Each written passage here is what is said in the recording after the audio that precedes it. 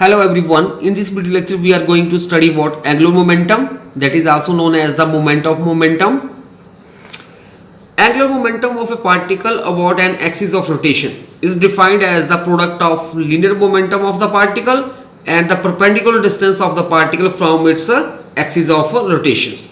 Means angular momentum, it is a product of linear momentum and perpendicular distance from the axis of rotation, and angular momentum, it is denoted by capital L vector.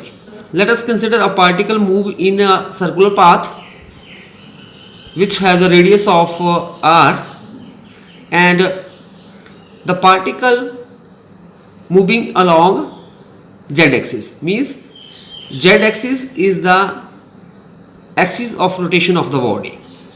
Expression for angular momentum: here we consider a particle moving in the circular path with velocity suppose v along z axis. Then the angular momentum about the axis of rotation is given by L vector, and it is equal to r vector cross p vector, where p vector is the linear momentum of the particle and r be the perpendicular distance from the axis of rotation. And we know that linear momentum, it is the product of mass and velocity, and here r be the position vector of the body from the axis of rotation. Here this is a linear momentum and it is a product of mass and velocity, and this is the perpendicular distance from the axis of rotations, and suppose the angle between these two is theta. So magnitude of angular momentum is given by L is equal to Rp sin theta.